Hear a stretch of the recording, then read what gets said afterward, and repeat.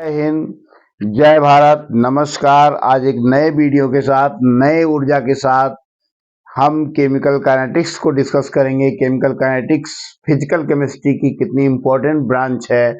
मैं चंद्रदेव पांडे आज आपको रासायनिक बलगतिकी के बारे में बहुत डिटेल तरीके से बताने का प्रयास करूंगा। What is the philosophy of chemical kinetics, chemical kinetics के पीछे का ध्येय क्या है, पढ़ने का उद्देश्य क्या है, आप इस चीज को पहले सीखिए। What is the introduction of the chemical kinetics. तो यहां बात करते हैं केमिकल काइनेटिक्स।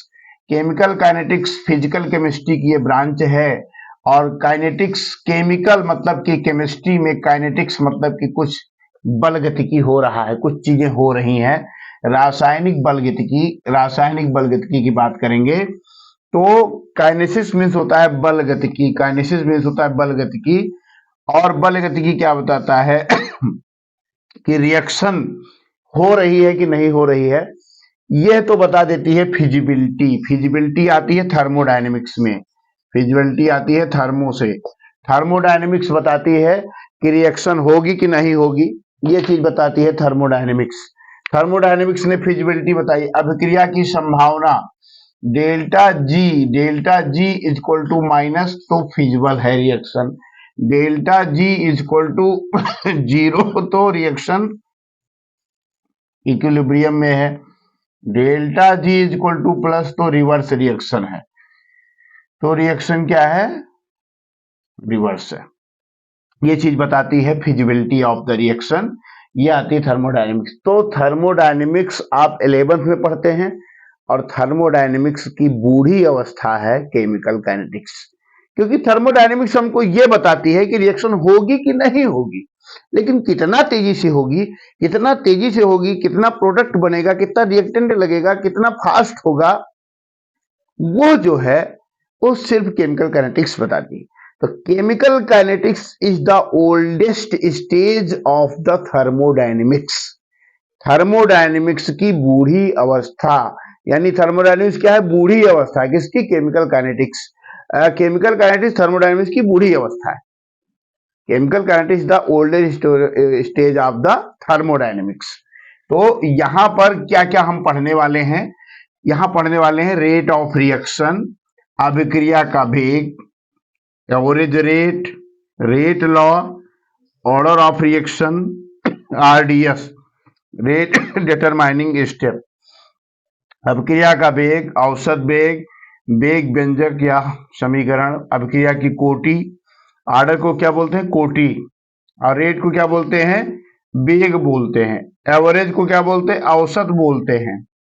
और रिएक्शन को क्या बोलते हैं? अभिक्रिया बोलते हैं। तो ये सब यूपी बोर्ड और सीबीएसई बोर्ड वाले बच्चे जो हैं वो दोनों को मैं एक साथ लेकर के चल रहा हूं। आरडीएस रेट डिटरमाइनिंग स्टेप है, वेग निर्धारण, वेग कैसे निर्धारित करते हैं। स्लोवेस्ट स्टेप जो होती है, स्लोवेस्ट स्टेप। तो ये सब चीज सिलेबस में हमारे है। 1 2 3 4 5 6 पर यूनिट्स ऑफ रेट कांस्टेंट, ये हम पढ़ेंगे। फिर हम पढ़ेंगे मॉलिक्यूलरिटी ऑफ रिएक्शन, फिर हम पढ़ेंगे जीरो ऑर्डर, फिर पढ़ेंगे first order, pseudo first order, Arrhenius equation and collision theory. और कोलिजन थ्योरी तक, यहां तक पढ़ते ही आपका लेसन फिनिश हो जाएगा। तो यूनिट्स ऑफ रेट कांस्टेंट, वेग स्थिरांक की इकाइयां। मॉलिक्यूलरिटी को बोलते हैं आणविकता, मॉलिक्यूलरिटी को आणविकता बोलते हैं। जीरो को बोलते हैं शून्य, और हाफ लाइफ को बोलते हैं अर्धायु, और फर्स्ट ऑर्डर को प्रथम कोटि, और सेकंड ऑर्डर तो है ही नहीं आपके सिलेबस में। सेकंड और थर्ड ऑर्डर रेयर है, आपके में नहीं है। और हमारे पास बुक्स हैं, मैं अभी उनके बारे में थोड़ा सा डिस्कस करूंगा। स्यूडो फर्स्ट ऑर्डर खूब पूछा जाता है एग्जाम में, फर्स्ट ऑर्डर पूछा जाता है, जीरो ऑर्डर पूछा जाता है, तो आर्हेनियस इक्वेशन खूब पूछा जाता है। कोलिजन थ्योरी पीएमटी में आई हुई है, पीएमटी में आया हुआ है नीट में। और इसमें सबसे इंपॉर्टेंट चीज है इसका ग्राफ, इसका खूब पूछा जाता है, ग्राफ पूछा जाता है। और इसमें जो है न्यूमेरिकल्स भी पूछे जाते हैं। तो आपको मैं फार्मूला लिस्ट दूंगा, फार्मूले में जो चीज पैटर्न है उस पैटर्न की मीनिंग क्या है वो मैं आपको बताऊंगा, और how to handle formula in the reaction. तो किसी भी एग्जाम को अगर आप देने जा रहे हैं, केमिकल काइनेटिक्स के नंबर फ्री के हैं, और केमिकल काइनेटिक्स अगर छोड़ के जा रहे हैं तो समझिए कि सिलेक्शन नहीं होने की गारंटी मैं ले रहा हूं अगर आप पढ़ रहे हो तो। इसलिए चैनल पर लास्ट तक बने रहिएगा और आप व्यू कीजिए, पढ़िए, समझिए। और अगर आप नए आए हैं तो आप क्या है कि थोड़ा सा आप धैर्य बना के सुनिए। केमिकल काइनेटिक्स की इससे अच्छी क्लास आपको मिलने की संभावना तो नहीं, क्योंकि खुद तारीफ मैं करता नहीं। तो आइए सीखते हैं, पढ़िए, सीखिए, आइए। Molecularity, order, rate of reaction and speed of reaction, order of reaction, Arrhenius equation, zero order, first order and collision theory, molecularity, these are the important topics. Then how can we define the chemical kinetics? Chemical kinetics is the branch of chemistry which deals with the study of speed, rate, order, molecularity of the reaction with the change of concentration, catalyst and time of the reaction.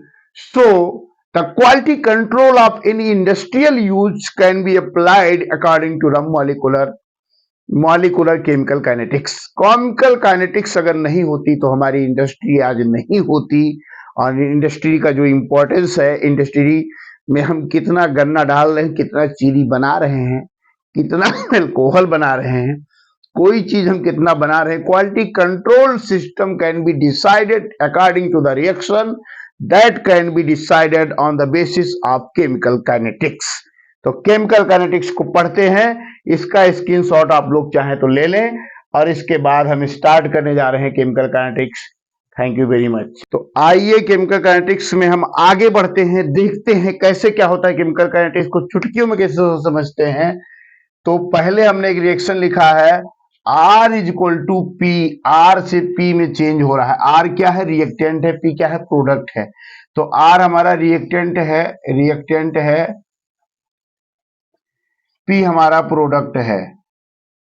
तो R से P में change हो रहा है, तो R से P में change हो रहा है यानी कोई चीज रिएक्टेंट से प्रोडक्ट में बदल रही है। तो रिएक्टेंट से प्रोडक्ट में बदल रही है तो रिएक्टेंट कम हो रहा होगा, प्रोडक्ट बढ़ रहा होगा। तो ये minus D R upon D T, यहां पर R जो है R का कंसंट्रेशन है और यहां पर P का कंसंट्रेशन है, तो यहां माइनस लगा हुआ। माइनस मतलब डिक्रीज, डिक्रीज मतलब कमी हो रहा है। R में हो रही है कमी और P में हो रही है वृद्धि, इंक्रीज।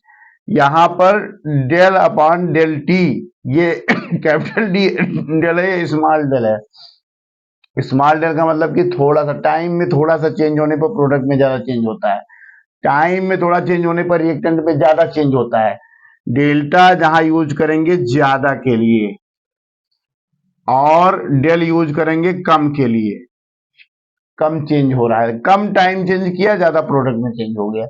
कम टाइम चेंज किया, रिएक्टेंट ज्यादा कम हो गया। माइनस कमी बताता है, प्लस वृद्धि बता रहा है। इस चीज को इस ग्राफ के माध्यम से समझिए। कंसंट्रेशन है ये, और ये टाइम है, ये कंसंट्रेशन सांद्रता है और ये समय है। तो समय के साथ ये देखिए ये प्रोडक्ट बढ़ रहा है और ये रिएक्टेंट क्या है? घट रहा है। तो किसी भी रिएक्शन में समय के साथ रिएक्टेंट घटता है, प्रोडक्ट बढ़ता है, यही चीज बता रहा है। अब यहां पर एक रिएक्शन में लिखा है X A Y B equal to P, तो रेट इक्वल टू यहां पर हो जाएगा, रेट इक्वल टू हो जाएगा के ए की पावर, यही एक्स कोफिशिएंट, ये एक्स यहां आ गया, और बी की पावर इस बी की पावर क्या आ गया है? वाई आ गया है।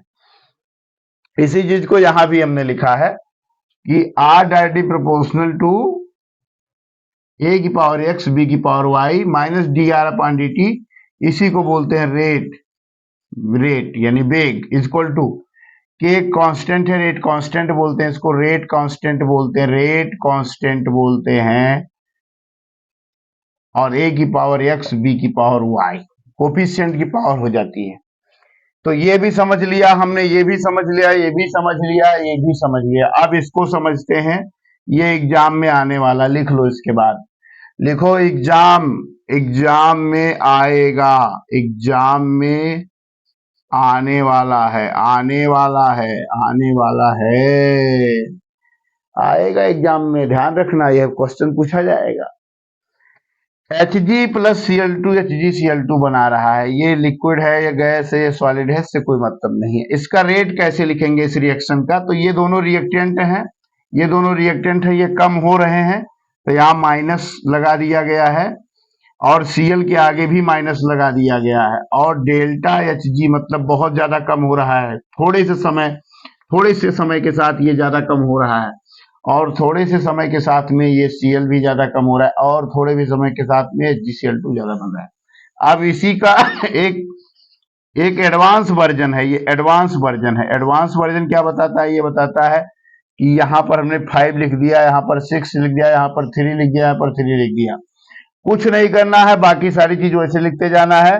5 है तो ये 1/5 हो जाएगा, यहाँ पर 6 है तो क्या हो जाएगा? 1/6 हो जाएगा। या इधर ये जितने रिएक्टेंट वाले सबके आगे माइनस लगा दो, जितने प्रोडक्ट वाले हैं सबके आगे प्लस लगा दो।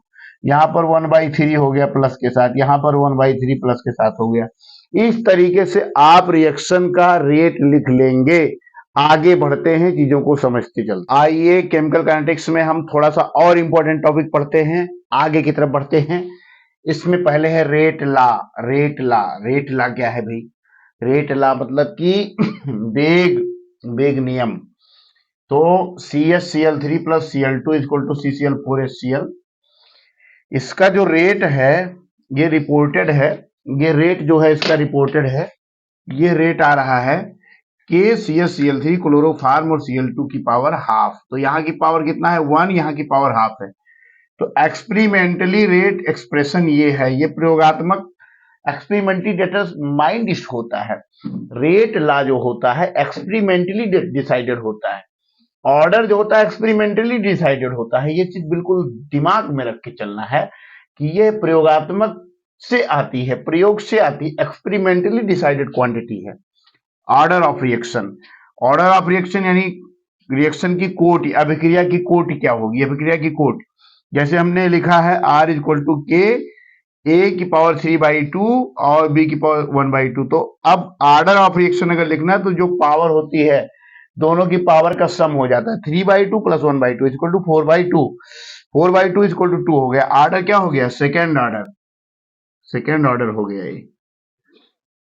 कॉम्प्लेक्स रिएक्शन अगर है, ये तो सिंपल रिएक्शन थी, कॉम्प्लेक्स रिएक्शन अगर है तो क्या होगा? कॉम्प्लेक्स रिएक्शन में बहुत सारी स्टेप होती है, A से B बन रहा है, B से C बन रहा है, C से D बन रहा है, D से P बन रहा है।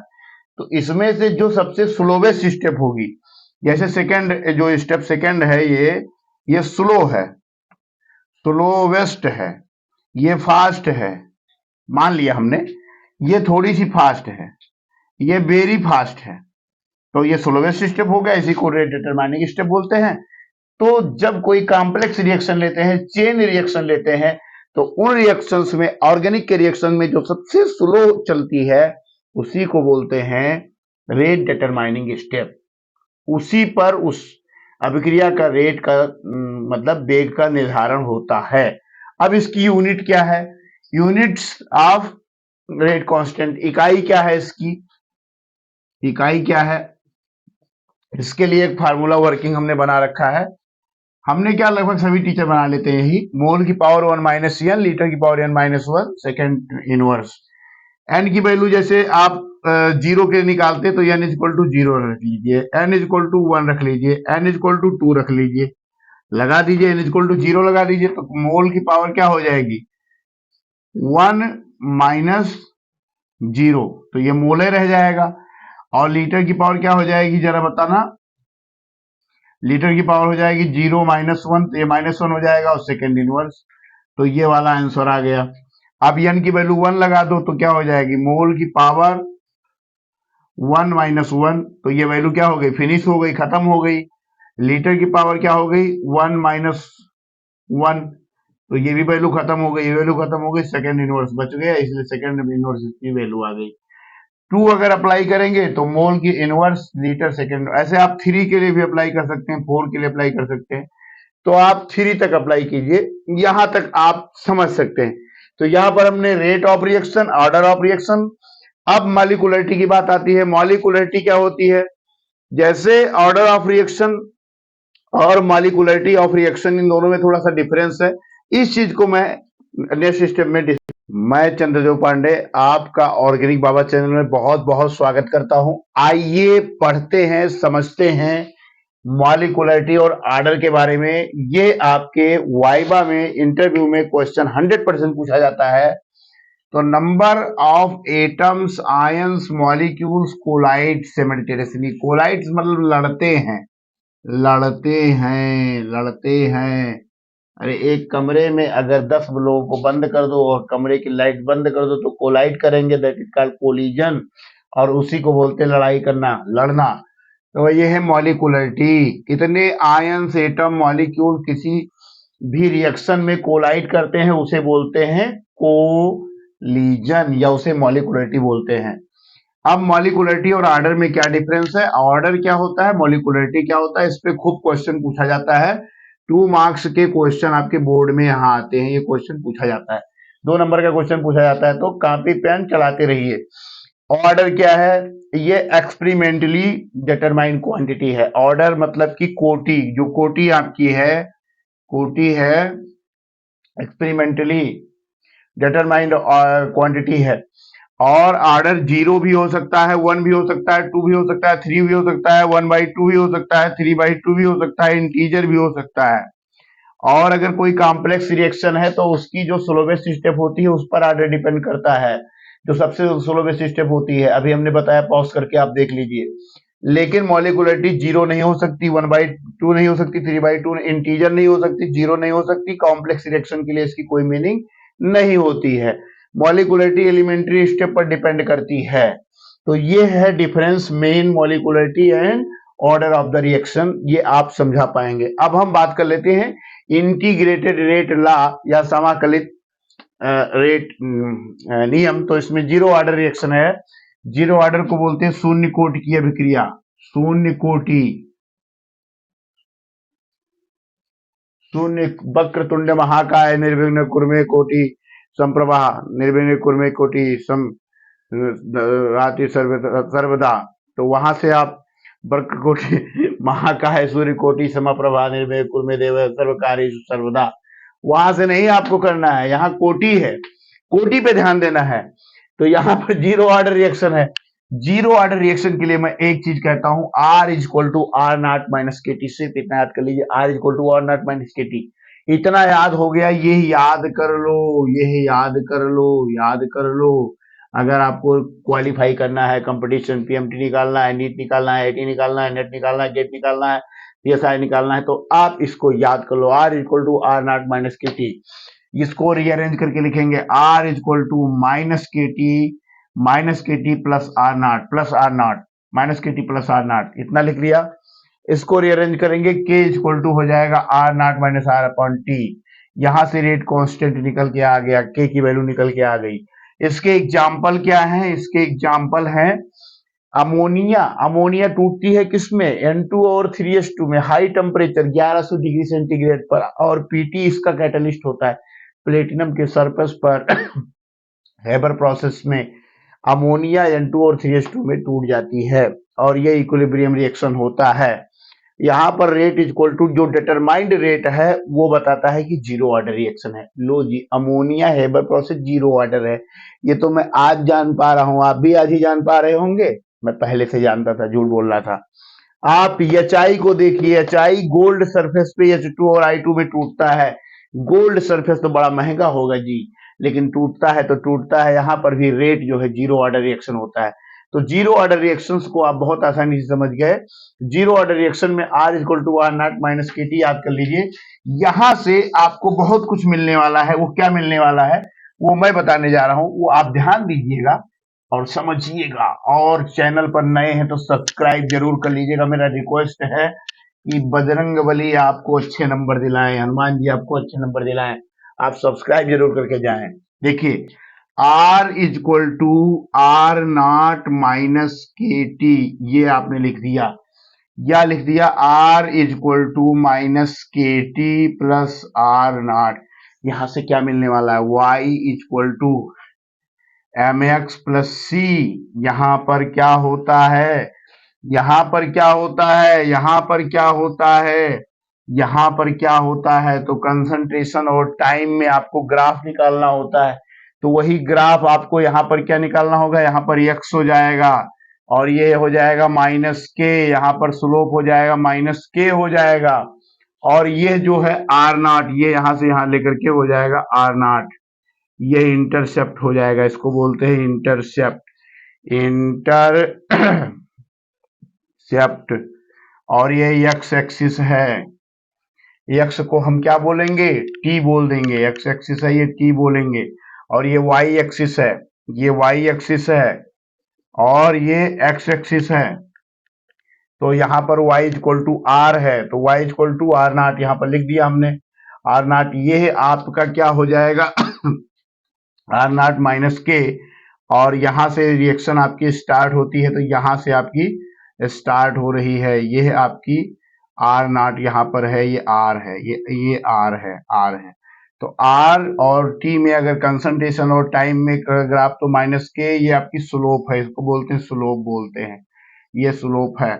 तो y equal to m x plus c पर लगाएंगे तो इसका एक ग्राफ आ जाएगा जीरो ऑर्डर रिएक्शन के लिए। अगर इसी की टी हाफ यानी हाफ लाइफ आपको निकालनी है तो क्या हो जाता है, वो भी उसके भी ग्राफ को हम डिस्कस करेंगे, और जीरो ऑर्डर रिएक्शंस के ग्राफ को, और उसके तो जीरो ऑर्डर रिएक्शन और फर्स्ट ऑर्डर रिएक्शन, शून्य कोटि अभिक्रिया और प्रथम कोटि अभिक्रिया, दोनों को एक साथ पढ़ रहे हैं ऑर्गेनिक बाबा चैनल पर चंद्रदेव पांडे के साथ। यहाँ हाफ लाइफ हम डिस्कस करने जा रहे हैं। जीरो ऑर्डर रिएक्शन के लिए रिएक्शन हमने बताया था R equal to are not minus के टी, याद कर लीजिए, इसी को अरेंज करके लिखेंगे आर इक्वल टू माइनस के टी प्लस आर नॉट, इसी से सारे रिएक्शन हो जाएंगे। हाफ लाइफ की बात करते हैं, K equal to are not minus R naught by, जहां पर आर होगा वहां पर, जहां पर आर होगा वो आर नॉट बाई टू हो जाएगा। क्यों, क्योंकि आर नॉट है प्रारंभिक अवस्था इनिशियल, और आर क्या है फाइनल, तो ये आर नॉट है इनिशियल, इनिशियल शुरुआती दौर में जो रहा होगा, और आर क्या है, आर आपका फाइनल है, फाइनल है, तो ये प्रारंभिक है, प्रारंभिक शुरुआत में क्या रहा होगा, और ये फाइनल मतलब बाद में है आफ्टर टी टाइम। तो टी समय के बाद में क्या हुआ, हमारा रिएक्टेंट में क्या परिवर्तन आया, उसकी बात हम यहाँ कर रहे हैं। तो यहां देखिए आप, यहां पर r जहां था r नॉट बाई टू हो जाएगा अपन टी हाफ, तो T half equal to are naught by two K, तो आप एक ये और एक ये दो चीज लर्न कर लीजिए, ये दोनों लर्न कर लीजिए। आर नॉट बाई टू के नेट में 2011 में आया था, जब मैं नेट दे रहा था 2011 में आया था, और कंपटीशन में नीट में, आईआईटी जेई में, और सीबीएसई में, यूपी बोर्ड में तो बार बार आता रहता है, तो याद कर लीजिए। यहाँ पे दो ग्राफ है, एक ग्राफ बता दिया हूं, टी हाफ और आर नॉट में ग्राफ क्या होगा भाई, तो y equal to m x plus c देख लीजिए, तो c यहाँ पर प्लस क्या है, जीरो है, यहाँ कोई वैल्यू ही नहीं है तो जीरो है, तो ये ओरिजिन से स्टार्ट होगी, ओरिजिन से स्टार्ट होगी, और टी हाफ क्या हो जाएगा, y एक्सिस पर हो जाएगा, और x की जगह पर क्या हो जाएगा, आर नॉट हो जाएगा, तो ये बढ़ती हुई चली जाएगी, बढ़ती हुई चली जाएगी इस तरीके से। अब आप फर्स्ट ऑर्डर की बात करें तो फर्स्ट ऑर्डर में कुछ नहीं करना है, यहाँ पर ln लगा दो, बस ln लगा दो, कुछ ना करो, ln लगा दो। जो जीरो ऑर्डर में r equal to are not minus के टी था, उसी में ln r equal to ln R not minus के टी इंटीग्रेटेड जाए भाड़ में। आपको तो एग्जाम क्वालिफाई करना, आपको तो नंबर चाहिए ना, नंबर मैं आपको दिलवाता हूँ, नंबर सिटी पांडे आपको दिलवाते हैं, आपके पॉकेट में यू ट्रांसफर कर रहे हैं। देखिए ये ln r equal to ln r naught minus के टी हो गया, इसको अगर आप रीअरेंज करके लिखेंगे तो ये हो जाएगा ln r equal to minus के T plus ln r naught, y equal to m x plus c, यहाँ पर y क्या है, ln r है, तो y को हमने ln r लगाया है, और ln r नॉट क्या है, ये आपका ln r नॉट आपका यहाँ पर इंटरसेप्ट है, ये आपका इंटरसेप्ट है, और ये आपका स्लोप है, ये स्लोप है, और y एक्सिस पर ln r है, और x एक्सिस पर आपका t है, तो ये ऐसे घटते हुए ढाल आपका आएगा। जीरो ऑर्डर के बाद फर्स्ट ऑर्डर में भी सिर्फ ln बदल जाता है, बाकी ग्राफ सेम रहता है। लेकिन अगर यहाँ पर टी हाफ में ओरिजिन में हम देखें, यहाँ पर तो हमारा बढ़ते हुए क्रम में आया है ग्राफ, लेकिन यहाँ जो ग्राफ है टी हाफ इक्वल टू 0.693 अपान के होता है, क्योंकि यहाँ पर आर की वैल्यू रखेंगे आर नॉट बाई 2, तो आर नॉट से आगे चूज हो जाएगा, ये हो जाएगा log 2 की वैल्यू 0.3010, इन दोनों को मल्टीप्लाई करोगे वैल्यू आ जाएगी 0.693। आप numericals, how to calculate numerical fast, मेरे वीडियो में प्ले लिस्ट में जाकर के फिजिकल केमिस्ट्री में देखिए, वहां पे मैंने इसको डिस्कस किया है। तो यहाँ पर टी हाफ किसी चीज पर डिपेंड नहीं करता है, यहाँ पर टी हाफ इनिशियल कंसंट्रेशन पर डिपेंड करता है। ये क्वेश्चन खूब बनता है आईआईटी जेईई में, नीट में, कि टी हाफ फर्स्ट ऑर्डर और जीरो ऑर्डर में किस में इनिशियल कंसंट्रेशन पर डिपेंड करता है। तो मेरा आंसर है T half zero order reaction में इनिशियल कंसंट्रेशन पर डिपेंड करता है और फर्स्ट ऑर्डर रिएक्शन में इंडिपेंडेंट रहता है। तो यहाँ डिपेंड करता है यहाँ पर, और यहाँ पर इंडिपेंडेंट रहता है, तो इंडिपेंडेंट है, तो इसलिए ओरिजिन से नहीं जाएगी। टी हाफ यहाँ लिखेंगे, यहाँ पर ए नॉट लिखेंगे, तो ये ऐसे ऐसे पैरेलल ग्राफ चला जाता है। तो इस तरीके से आपकी ये दोनों ग्राफ, दो ग्राफ इसके और दो ग्राफ इसके, चार ग्राफ बता दिए, चार फार्मूले बता दिए, इन्हीं चारों पे न्यूमेरिकल बार बार आना है। अब कौन कौन से न्यूमेरिकल्स हैं आपके? न्यूमेरिकल्स 4.4 आप कर लीजिए, 4.4 न्यूमेरिकल कर लीजिए, इंटेक्स के क्वेश्चंस हैं। और आपका जो है 4.7 है, 4.8 है, 4.7 है, 4.8 है। मैं अलग एक वीडियो में आपके न्यूमेरिकल्स कराऊंगा और एक ग्राफ के लिए अलग से बनाऊंगा मैं, तो ये आप कर लीजिए। वैसे मैं आपको बता दूं कि मैं आपको केमिकल काइनेटिक्स इस बुक से पढ़ा रहा हूं, जिसका नाम है के.एल. कपूर की book. KL. Kapoor Delhi university के रिनोल्ड राइटर हैं और इन्हीं से पढ़ाता हूं और पूरी शर्मा पठानिया से पढ़ाता हूं। वैसे मेरे पास जो है एनसीईआरटी की बुक्स दोनों रखी हुई हैं, एक आपकी हिंदी में इंग्लिश मीडियम की रखी हुई है और इंग्लिश हिंदी मीडियम दोनों रखी हुई है। तो इनके बाद में हम अब डिस्कस करने जा रहे हैं अर्हेनियस इक्वेशन की बात करेंगे हम। अर्हेनियस आपको काइनेटिक्स का पूरा पूरा आनंद मिल रहा है ऑर्गेनिक बाबा चैनल के माध्यम से, चंदेव पांडे के साथ। आइए अर्हेनियस इक्वेशन को डिस्कस करते हैं। अर्हेनियस इक्वेशन से हर कंपटीशन में क्वेश्चन मिलेगा, नेट गेट में भी मिलेगा और नीट में मिलेगा और जेईई मेंस एडवांस की जो तैयारी कर रहे हैं उनको भी मिलेगा। तो आइए देर न करते हुए अर्हेनियस इक्वेशन को डिस्कस करते हैं। अर्हेनियस इक्वेशन, अर्हेनियस समीकरण, क्या बोला था इसने, क्या कह दिया कि तूफान आ गया, ऐसा क्या बोल दिया बच्चों? इसने कहा कि किसी भी रिएक्शन में अगर हम 10 डिग्री सेंटीग्रेड टेम्परेचर बढ़ा दें, किसी भी रिएक्शन के टेम्परेचर को 10 डिग्री सेंटीग्रेड बढ़ा दे, कोई रिएक्शन हो रही है, जैसे तुम पढ़ रहे हो, तुम्ही को थोड़ा सा प्रेशर दे दे, थोड़ा सा टेम्परेचर दे दे, तो तुम्हारा रेट जो रिजल्ट था वो डबल हो जाता है। तो rate of reaction 10 degree centigrade पर रेट क्या हो गया था? डबल हो गया था। ऐसा क्यों हुआ? मान लीजिए कि यहाँ R था, यहाँ पर P था, इसके 90 मॉलिक्यूल रहे होंगे ऐसे, यहाँ 10 मॉलिक्यूल बन रहे थे। अब 10 डिग्री सेंटीग्रेड टेम्परेचर इसको और इंक्रीज कर दिया। जैसे ही 10 डिग्री सेंटीग्रेड इसको इंक्रीज किया, 30 रहा तो 40 कर दिया, 40 रहा तो 50 कर दिया। तो हुआ क्या कि यहाँ पर जो मॉलिक्यूल कम एक्टिव थे वो भी एक्टिव हो गए और एक्टिव होकर के प्रोडक्ट में 10 + 10 कितने हो गए? 20 हो गए। यही चीज बताया था कि 10 डिग्री सेंटीग्रेड टेम्परेचर बढ़ाने पर अभिक्रिया की दर डबल हो जाती है। इसमें कुछ चीजें दी थी, K = Ae⁻⁻ के रेट कांस्टेंट है, ए आपका अर्हेनियस फैक्टर है या फैक्टर बोल सकते हैं इसको, सिर्फ ए फैक्टर, और R आपका गैस कांस्टेंट है, T आपका टेम्परेचर है, ये हमेशा जो है 270 मतलब केल्विन में ही लिया जाएगा, और ये आपका अर्हेनियस एक्टिवेशन एनर्जी है। ये आपका एक्टिवेशन एनर्जी बहुत इंपॉर्टेंट है। एक्टिवेशन एनर्जी क्या होती है? The amount of energy required, किसी भी रिएक्शन के लिए जितनी ऊर्जा की जरूरत होती है कि प्रोडक्ट में कन्वर्ट हो जाए, उसे एक्टिवेशन एनर्जी बोलते हैं। तो यहाँ पर एक को हमने लिख दिया आवृत्ति गुणक, R गैस कांस्टेंट है, ये सक्रिय ऊर्जा है, इसकी यूनिट इकाई जूल पर केल्विन पर मोल होती है।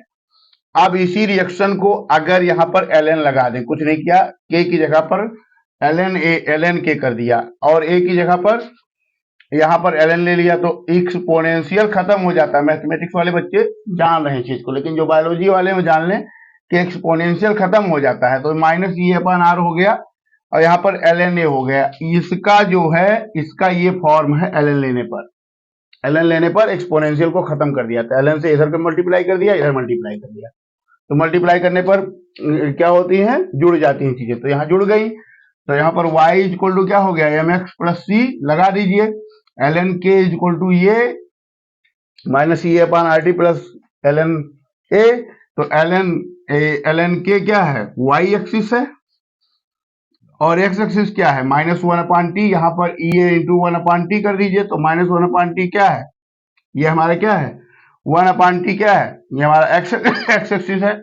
Minus E A upon R, minus E A upon R क्या है, स्लोप है, यानी ढाल है, ये ढाल टा ठा ढा ढाल। भैया हिंदी थोड़ी सी कमजोर हो गई है, रहा हूं हिंदी मीडियम का, लेकिन अभी हिंदी कमजोर हो गई है। 15-20 साल हो गया हिंदी पढ़ाई नहीं हूँ, 20 के 30 साल हो गया हिंदी पढ़ाई नहीं, 25 साल हो गया लगभग नहीं पढ़ा हिंदी। तो ये हो गया आपका, ये ग्राफ पूछा जाता है, ये ग्राफ पूछ लेता है कि ln के और t में जो माइनस में ग्राफ किसका आएगा, minus E upon R, 4 option बना देगा। 4.9 4.10 आप इंटेक्स के क्वेश्चन, एग्जाम्पल के क्वेश्चन आप कर लीजिए। वैसे मैं एग्जाम्पल्स के क्वेश्चन आप बने रहिए, नेक्स्ट वीडियो में कराऊंगा सभी न्यूमेरिकल आपके 12th के कराऊंगा मैं। ग्राफ भी मैं फिर से एक बार पुनः एक साथ पूरे ग्राफ को मैं डिस्कस करूंगा। और अगर चैनल पे नए हैं तो सब्सक्राइब जरूर कर लीजिए, हाथ जोड़ के विनती है, सब्सक्राइब कर लोगे और शेयर कर दोगे तो किसी भी ऐसे बच्चे के पास बजरंग बली की कृपा से आपका तो काम बनेगा और किसी गरीब बच्चे का काम और बन जाएगा। तो सब्सक्राइब कर लीजिए, शेयर कर दीजिए। आगे देखिए यहां पर, अब इसी को अगर if t1 equal to k1 और t2 इक्वल टू k2 दो रेट कांस्टेंट ले लिया, तो log k2 upon k1 equal to E upon 2.303 r, और ये हो जाता है t1 minus t1 upon t2। ये इसका लॉन्ग फॉर्म रिएक्शन है इस पर न्यूमेरिकल पूछा जाता है, इस पर भी न्यूमेरिकल पूछा गया है। 4.10 इसी पर है, और इसी को log के अगर निकालें तो ये हो जाता है। अब log और ln में कुछ नहीं, ln इक्वल टू होता है 2.303 log होता है, ये होता है ना। तो आप एक्टिवेशन एनर्जी समझ गए, आपने ग्राफ समझ लिया, आपने अरेंज इक्वेशन समझ लिया, अरेंज इक्वेशन के दोनों फॉर्म को समझ लिया, दोनों पे न्यूमेरिकल कर लीजिए। अगर आपसे 3 नंबर में पूछता है कि अरेंज इक्वेशन क्या है, तो आप अरेंज इक्वेशन लिख करके एक्सप्लेन कर दीजिएगा। अगर आपसे पूछता है कि अरेंज इक्वेशन ग्राफ को बताइए, तो ग्राफ बता दीजिएगा। अगर 5 नंबर पूछता है तो ये पूरा लिख दीजिएगा। अगर आपसे न्यूमेरिकल पूछता है तो इस पर न्यूमेरिकल लिख दीजिएगा, अगर ऑब्जेक्टिव क्वेश्चन बनाएगा तो ग्राफ पर बनाएगा। तो ये सारी चीजें हैं, और ये फैक्टर है जो इसको बढ़ाता है। तो अब हम नेक्स्ट पढ़ते हैं कोलिजन थ्योरी। कोलिजन थ्योरी की तरफ हम आते हैं और कोलिजन थ्योरी पढ़ते हैं। तो कोलिजन थ्योरी से पहले एक छोटा सा टॉपिक है जिसे बोलते हैं स्यूडो फर्स्ट ऑर्डर रिएक्शन, खूब आता है स्यूडो फर्स्ट ऑर्डर रिएक्शन। इसको बोलते हैं छद्म प्रथम कोटि की अभिक्रिया, छद्म प्रथम कोटि की अभिक्रिया, छद्म प्रथम कोटि की अभिक्रिया, स्यूडो फर्स्ट ऑर्डर रिएक्शन। क्या होता है pseudo first order reaction? Actual में फर्स्ट ऑर्डर होता नहीं, होता वो सेकेंड ऑर्डर है, लेकिन फर्स्ट ऑर्डर की तरह उसे हम कंसीडर करते हैं। जैसे यहाँ पर हमने एस्टर लिया, एस्टर में वाटर डाला तो क्या बना, एस्टिक एसिड और एल्कोहल बन गया। एस्टरिफिकेशन का जस्ट अपोजिट, हमने रिएक्शन को तोड़ दिया। ऑर्गेनिक में जो एस्टरिफिकेशन करते हैं उसका जस्ट अपोजिट, रिएक्शन को हमने तोड़ दिया एसिडिक मीडियम में, तो ये बन गया। अब रेट तो डिपेंड करना चाहिए दोनों पर, लेकिन सिर्फ रेट डिपेंड कर रहा है इस पर, एस्टर पर डिपेंड कर रहा है, वाटर पर नहीं डिपेंड कर रहा है, क्योंकि ये 1 मोल है, ये 10 मोल है। तो होता क्या है कि जो हमारा ज्यादा होता है, वाटर एक्सेस है, बहुत ज्यादा है, तो बहुत ज्यादा है तो उसको हम इग्नोर कर देते हैं, तो इसलिए यहाँ पर फर्स्ट ऑर्डर हो जाता है। लेकिन चूंकि फर्स्ट ऑर्डर ये होता नहीं, एक्चुअल में वाटर के साथ ही मल्टीप्लाई होता है, इसलिए इसको स्यूडो फर्स्ट ऑर्डर कहते हैं। ऐसे ही चीनी है आपका, ये शुगर केन है, इसमें वाटर डाला तो ग्लूकोज और फ्रक्टोज बन रहा है। अब ग्लूकोज फ्रक्टोज बन रहा है, लेकिन इस वाटर पर हमारा कुछ डिपेंड नहीं करता है, तो रेट इक्वल टू क्या हो जाएगा, के, और इस पर डिपेंड करता है सुक्रोज। तो यहां पर भी फर्स्ट ऑर्डर ही हो गया। तो एक्चुअल में दिखता सेकंड ऑर्डर लेकिन होता फर्स्ट ऑर्डर रिएक्शन है। तो ऐसी अभिक्रियाएं जिन अभिक्रियाओं में those reactions in which water in excess is present in case of esterification को एसिड और अल्कोहल में कन्वर्ट करना एसिडिक मीडियम में, और सुक्रोज को ग्लूकोज फ्रक्टोज में तोड़ना एसिडिक मीडियम में वाटर के साथ। वाटर एक्सेस होने की वजह से ऐसे रिएक्शंस में वाटर को हम कंसीडर नहीं करते हैं। और यहीं पर थोड़ा सा आप चंद्रशेखर आजाद की तरह आ जाइए। वाटर को कंसीडर नहीं करने की वजह से इस रिएक्शन को स्यूडो फर्स्ट ऑर्डर रिएक्शन बोलते हैं। और ये उम्मीद करता हूं कि हमारे बच्चे एग्जाम में सही करके आएंगे और इसके फुल मार्क्स मिलेंगे। अब हम कोलिजन थ्योरी को डिस्कस करेंगे। आते हैं कोलिजन थ्योरी पर। लास्ट टॉपिक को हम डिस्कस करते हैं। लास्ट टॉपिक को बने रहिए ऑर्गेनिक बाबा चैनल पर। इसमें इफेक्ट ऑफ कैटालिस्ट उत्प्रेरक का क्या महत्व है रिएक्शन में। सबसे पहले रिएक्शन समझ लीजिए कि रिएक्शन में ये कंसंट्रेशन है और ये टाइम है, ठीक है। तो ये R से P बन रहा है। ऐसे रिएक्शन में जो ये एनर्जी होती है इसी को एक्टिवेशन एनर्जी बोलते हैं। यही सक्रिय ऊर्जा होती है, इतनी ऊर्जा रिक्वायर है। और यहाँ पर देखिए रिएक्टेंट से प्रोडक्ट की एनर्जी क्या है, नीचे ज्यादा जा रही है। तो डेल्टा H इक्वल टू यहाँ पर निगेटिव है। तो डेल्टा H निगेटिव है तो ऐसे रिएक्शन को एक्सोथर्मिक कहते हैं। इसमें ऊर्जा जो होती है वो निकलती है जब यहाँ पर R से P जो है डाउन होता है तो ऊर्जा निकलती है। दूसरे में देखिए E तो वही है लेकिन P पहले ही बन गया, R यहाँ पर है, R से P पहले ही बन गया। तो डेल्टा H यहाँ पर क्या है, पॉजिटिव है। तो इसको इंडोथर्मिक बोलते हैं। इसमें ऊर्जा लगती है। तो ये भी ग्राफ पूछ सकता है। ग्राफ भी हमने डिस्कस कर लिया है। अब यहाँ पर कैटलिस्ट अगर यूज कर दें तो ये मान लीजिए कि 25 किलो कैलोरी रही होगी। तो कैटलिस्ट जब यूज कर देते हैं तो ये यहीं से होने स्टार्ट कर देती है, यहीं से हो जाती है। मतलब कि ये 25 की जगह पर ये 15 पर हो गई। यहाँ पर कैटलिस्ट यूज कर देंगे तो ये यहीं पर हो जाएगी। तो कैटलिस्ट यहाँ पर लिख दिए, कैटलिस्ट लोअर एक्टिवेशन एनर्जी। तो कैटलिस्ट जो करता है वो एक्टिवेशन एनर्जी को लोअर करता है। यह एग्जाम में पूछा जाता है, लिख दो मोस्ट इंपॉर्टेंट कि एक्टिवेशन क्या मतलब कैटलिस्ट का यूज क्या है, उत्प्रेरक का यूज क्या है। तो उत्प्रेरक रिएक्शन की क्रिया की दर को बढ़ा देता है और एक्टिवेशन एनर्जी को डाउन कर देता है और ज्यादा से ज्यादा प्रोडक्ट हमारे बनने स्टार्ट हो जाते हैं। तो एंडोथर्मिक एक्सोथर्मिक में पढ़ लिया। लास्ट टॉपिक है कोलिजन थ्योरी। कोलिजन थ्योरी को हिंदी में क्या बोलते हैं थोड़ा सा देख के मैं बताता हूं कि इसको हिंदी में क्या बोलते हैं। तो हिंदी में इसको बोलते हैं, देख के जरा बताना बेटा इसको हिंदी में क्या बोलेंगे। खैर आप कोलिजन का मतलब टक्कर समझिए, टक्कर थ्योरी, टक्कर थ्योरी है ये। तो जैसे मान लिया कोई रिएक्शन हो रहा है तो रिएक्शन कोलाइड करते हैं। मान लीजिए है इसमें रिएक्शन हो रहा है तो ए और बी टाइप के मॉलिक्यूल हैं, ए टाइप के, और एक मैं रेड से दिखा देता हूं। तो ए और बी टाइप के मॉलिक्यूल्स हैं। तो इसमें ये ऐसे हैं ए और बी मॉलिक्यूल्स। तो ए और बी कोलाइड करेंगे, कोलाइड कर रहे होंगे। तो कोई जरूरी है कि कोलिजन सही हो रहा होगा। कोलिजन ऐसे भी एक जा रहा है, एक ऐसे जा रहा है, एक ऐसे जा रहा है, एक ऐसे जा रहा है, किधर जा रहा है, किधर जा रहा है, किधर जा रहा है, किधर जा रहा है। तो दो तरीके के मॉलिक्यूल होते हैं। एक टाइप के वो मॉलिक्यूल होते हैं जिन्हें बोलते हैं एक्टिव मॉलिक्यूल। क्या बोलते हैं, एक्टिव मॉलिक्यूल, एक्टिव। और दूसरे होते हैं पैसिव मॉलिक्यूल। एक्टिव ए मान लीजिए, पैसिव बी मान लीजिए। तो ए और ए में कोलिजन होता है तो ए स्टार बनता है। इसके पास भी ऊर्जा, इसके पास भी एनर्जी है। और ए से बी बनता है तो ए का डाउन हो जा रहा है, ए की एनर्जी डाउन हो जा रही है, इसकी एनर्जी अप हो जा रही है। और बी का बी से कोलिजन होता है जब, तो बी की एनर्जी और डाउन हो जा रही है।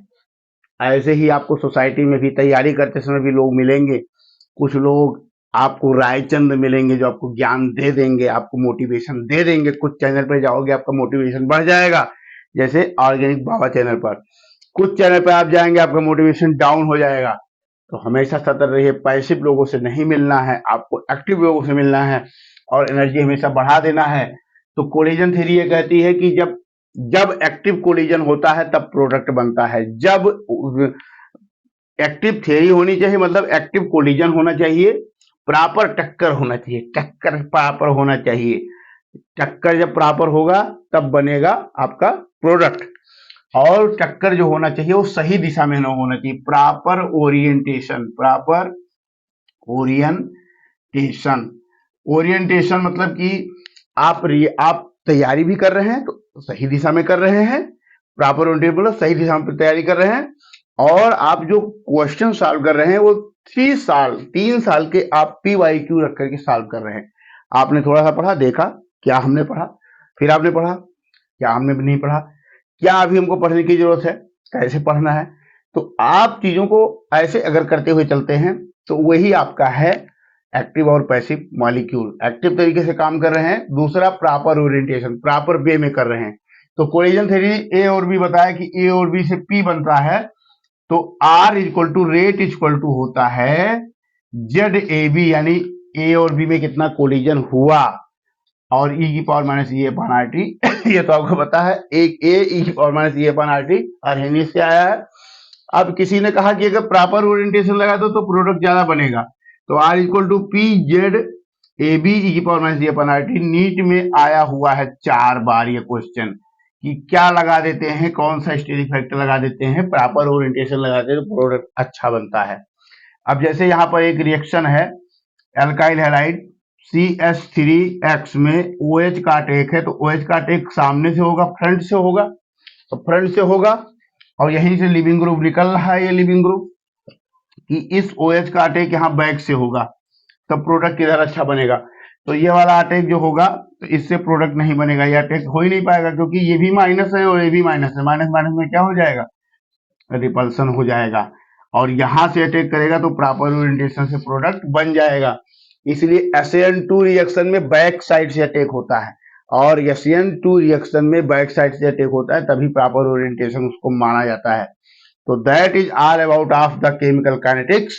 केमिकल काइनेटिक्स में हमने क्या सीखा, हमने केमिकल काइनेटिक्स में rate of reaction, order of reaction, molecularity of reaction, zero order reaction, first order reaction, half life of first order, half life of zero order, pseudo first order, collision theory, Arrhenius equation, और हमने graph बहुत सारे सीख लिए। तो मुझे लगता है कि इतना कुछ सीखने के बाद में मुझे लगता है कि ये इसका वन शॉट बहुत ही सुपर डुपर गया है, और इसको फैला दो, इसको खूब शेयर करो, लोगों से डिस्कस करो, और कहीं कोई दिक्कत है तो कमेंट बॉक्स में जाके कमेंट करो, और एक बार हमारे चैनल को अगर अभी नए हो तो सब्सक्राइब जरूर कर दो, शेयर कर दो।